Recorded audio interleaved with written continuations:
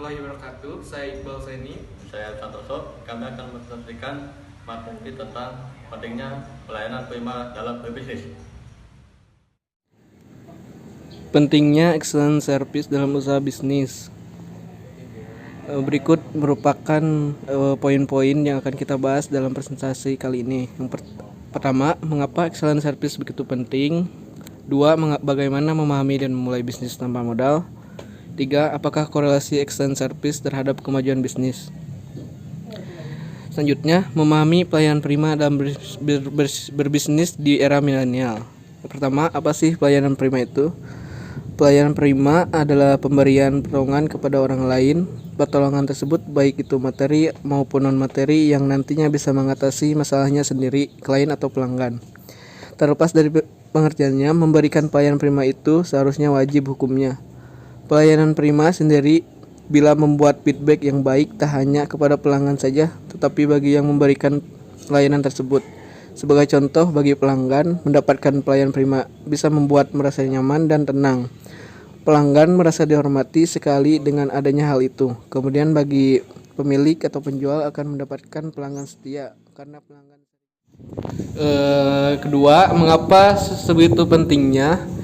Caranya memastikan kualitas produk atau layanan yang diberikan akan membuat pelanggan puas dan bahkan dapat meningkatkan kepuasan pelanggan. Perusahaan harus memastikan bahwa kondisi nyata saat penyampaian produk kepada pelanggan minimal sesuai dengan harapan pelanggan, atau jika dimungkinkan melebihi harapan pelanggan. Oleh karena itu, perusahaan harus memberikan service excellent dengan melakukan segala tindakan yang diperlukan agar pelanggan puas dan datang kembali untuk memberi produk atau layanan yang ditawarkan. Terdapat 3 pilar mempengaruhi kualitas pelayanan, yaitu fasilitas, program, dan sumber daya manusia. Di antara ketiga pilar tersebut, sumber daya manusia merupakan pilar utama yang akan mempengaruhi kualitas pelayanan yang diberikan. Berdasarkan penelitian, penyebab mayoritas pelanggan meninggalkan bisnis kita adalah karena sikap petugas yang kurang peduli saat berinteraksi dengan pelanggan. Untuk itulah, perusahaan perlu menanamkan pentingnya service excellence kepada seluruh karyawannya agar pelanggan senantiasa puas, kepuasan pelanggan senantiasa terjaga, dan pelanggan akan loyal kepada produk atau jasa yang ditawarkan perusahaan. Lalu apa saja yang harus dipenuhi untuk mendapatkan kelayakan pelayanan prima? Ada 5 cara untuk mendapatkan kelayakan pelayanan prima yang diterima dari beberapa konsumen, yaitu mengenali tipe dan kebutuhan konsumen, bersikap ramah dan gesit saat melayani konsumen, mendengarkan dan menerima keluhan ketika ada komplain dari beberapa konsumen atas produk yang Anda berikan, fokus terhadap layanan, dan hormati keputusan pelanggan. Nah, kelima macam cara ini akan mempengaruhi kemajuan bisnis Anda ketika memberikan pelayanan prima. Lalu selanjutnya bagaimana penggunaannya dalam berbisnis. Jadi penggunaan excellent service ini memang penggunaannya di dalam dunia ekonomi digital sangat berpengaruh pada kemajuan bisnis Anda, terlebih jika Anda menjalankan bisnis online, bisnis swakarya, atau bisnis yang Anda jalankan. Yaitu dalam perspektif yang kami berikan, itu maksimalkan pelayanan dengan responsif dan komunikasi yang sempurna. Maksudnya adalah pelayanan kepada konsumen harus dilakukan secara responsif,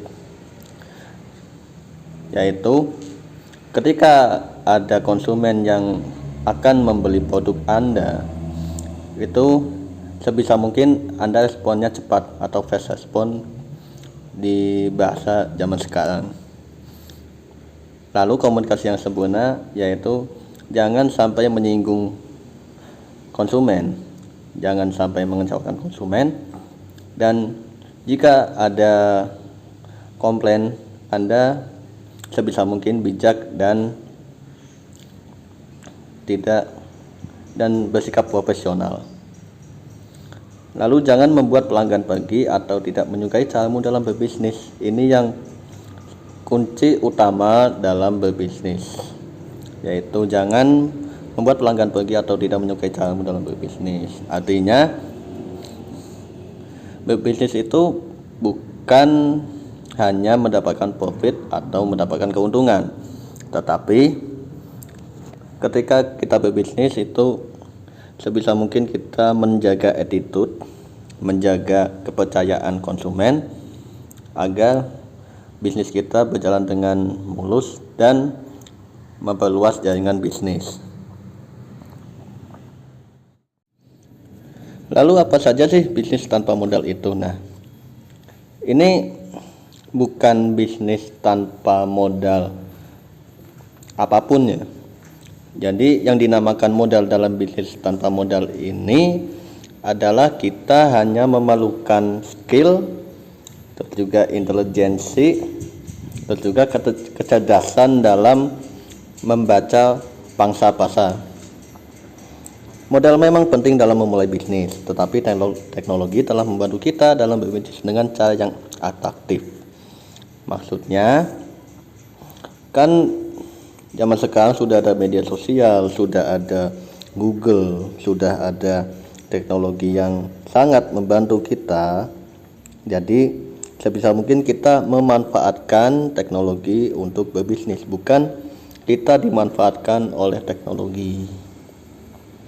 Nah, ketika bisnis tanpa modal itu kita memahaminya jangan semena-mena kita tanpa modal sedikit pun, tetapi ada modal material dan modal fisik kita.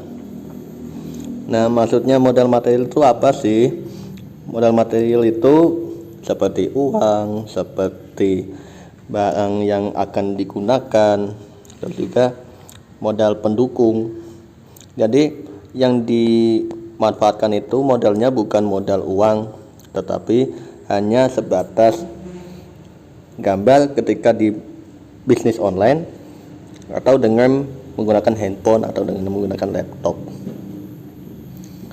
Nah, untuk modal fisiknya yaitu dari kalian sendiri, yaitu skill, intelijensi, dan kecerdasan membaca pasar.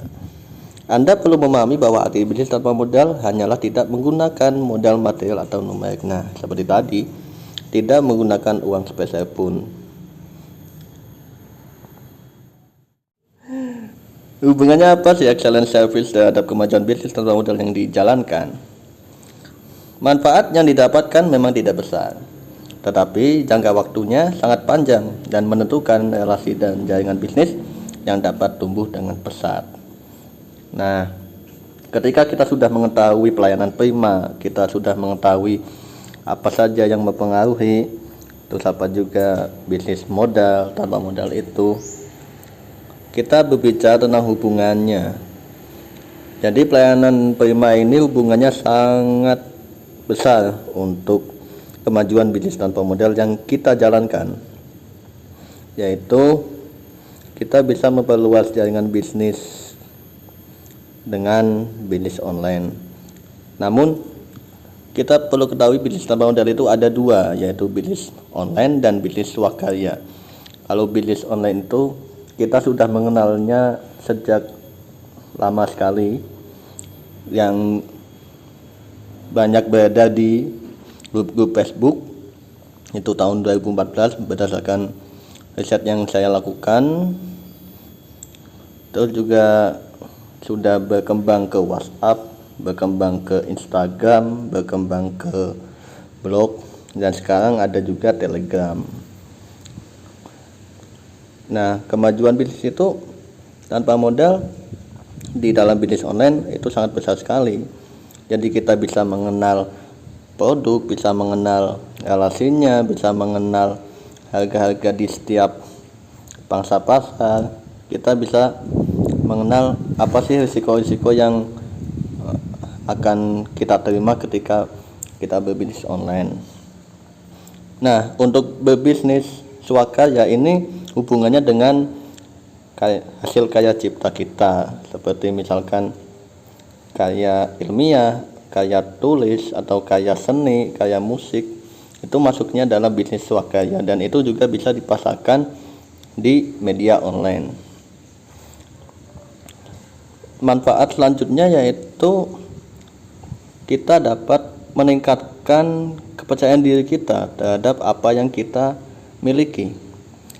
Ketika kita berbisnis swakarya itu kita seperti memiliki sesuatu namun belum ada uangnya.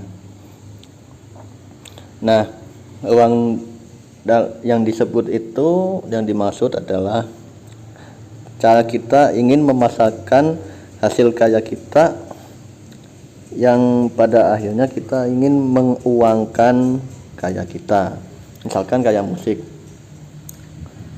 Dalam membuat musik atau lagu itu kan membutuhkan pemasaran yang bagus. Nah, zaman sekarang sudah banyak sekali, ya, ada di YouTube, ada di Spotify, atau juga ada convert di Google. Itu sangat mempengaruhi dalam berbisnis. Jadi berbisnis itu nggak cuma dagang loh. Kita berbisnis, pemikiran, gagasan atau ide-ide atau karya-karya itu pun itu sudah termasuk bisnis. Jadi bisnis nggak berbicara tentang kita menjual belikan sesuatu, menjual belikan produk, memasarkan produk, apalagi sampai memulai usaha yang besar. Jadi dalam intinya bisnis tanpa modal itu ya ada dua tadi, mau bisnis online yaitu menjual produk atau membuat produk berupa hasil karya cipta kita. Dan hubungan yang selanjutnya yaitu kita meningkatkan kualitas diri, terus juga membuat reputasi kita semakin tinggi, karena otomatis kita akan dikenal oleh banyak orang ketika usaha kita meningkat atau hasil karya kita tersebar di mana-mana. Dan keuntungannya itu enggak hanya dari bisnis saja, tetapi misalkan ada undangan untuk memenuhi seminar atau memenuhi undangan dari setiap kampus atau setiap event, itu banyak sekali. Jadi saya yakin jangan ragu untuk berbisnis tanpa modal di kedua ini, karena zaman sekarang apalagi di pandemi COVID-19 ini itu sangat efektif dalam mendapatkan profit atau keuntungan. Lalu selanjutnya, setelah kita memahami tentang materi yang kami berikan, ada sebuah kutipan yang kami dapatkan di beberapa orang-orang mengatakan, dan sebagian ada yang dari pemikiran kita sendiri, yaitu mencoba adalah kunci, merencanakan adalah rantai, memulai adalah roda yang kita susun rapi, berani memulai usaha sendiri. Ya, untuk memulai usaha sendiri ya memang membutuhkan suatu dorongan yang kuat ketika kita ingin memulai usaha. Jadi nggak semena-mena harus memulai usaha yang kita inginkan atau yang kita dambakan. Itu akan mengalir sendiri kok, usaha sendiri itu. Nggak harus kita paksakan atau kita gedor-gedor untuk aku ingin memulai usaha ini, aku ingin memulai usaha kopi, atau aku ingin memulai usaha baju.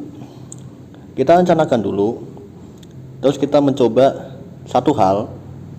Ketika kita gagal dalam mencoba, kita evaluasi lagi, dan kita mencoba memulai lagi.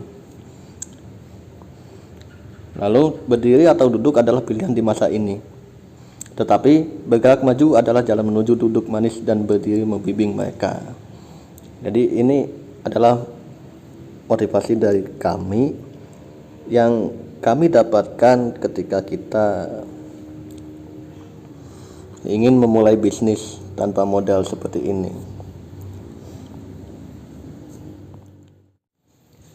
Mungkin itu saja yang bisa kami sampaikan, kurang dan lebihnya mohon maaf. Terima kasih atas partisipasi dan apresiasi semuanya.